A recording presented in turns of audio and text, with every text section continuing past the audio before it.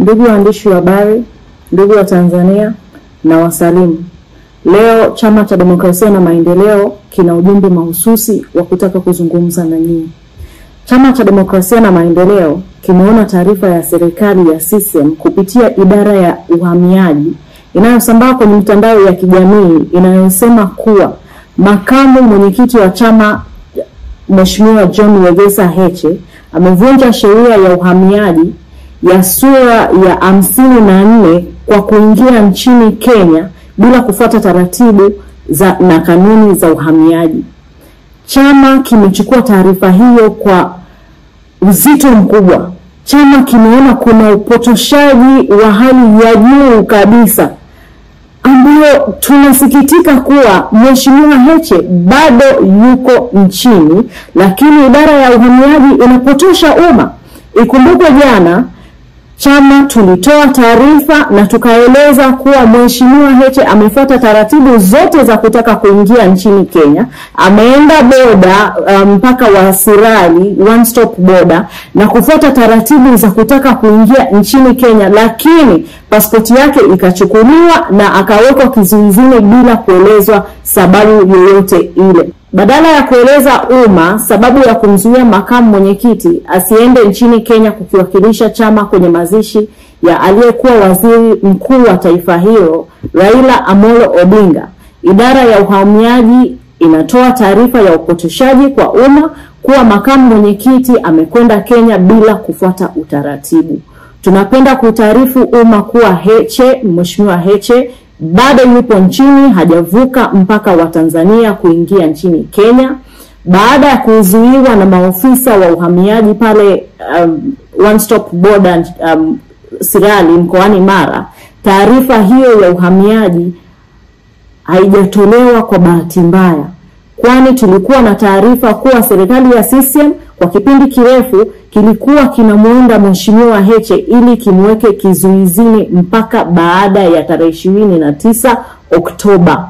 Baada ya kukosa sababu ya kumweka kizuizini, sasa inapika taarifa wakiwa na lengo ovu wa kutaka kumweka Heche lakini pia viongozi wengine wa chama ndani, na wametumia kigezo kuwa amevunja sheria ya uhamiaji ili wapate uhalali ya kumkamata na kumweka mahabusu.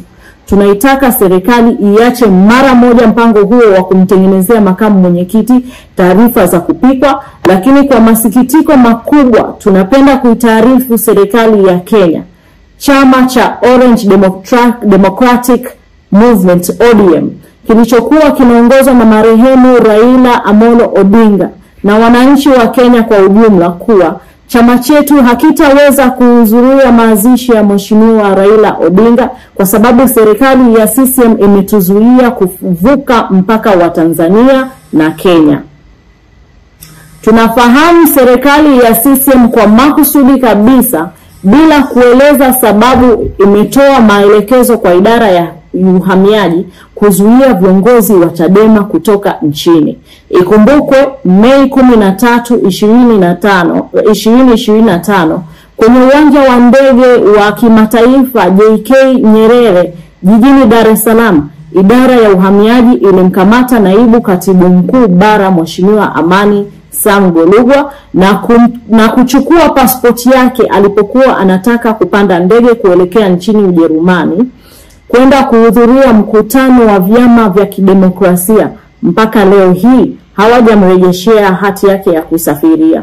Lakini pia ikumbuke tarehe 12 Julai 2025 mwaka huu, idara ya uhamiaji ilinizuia mimi Brenda Rupia, mkurugenzi wa mawasiliano na uenezi, kuvuka mpaka wa Namanga nilipokuwa naelekea nchini Kenya, ambapo ilikuwa ni transit kwa ajili ya kuelekea nchini Ujerumani kwenda kuhudhuria training.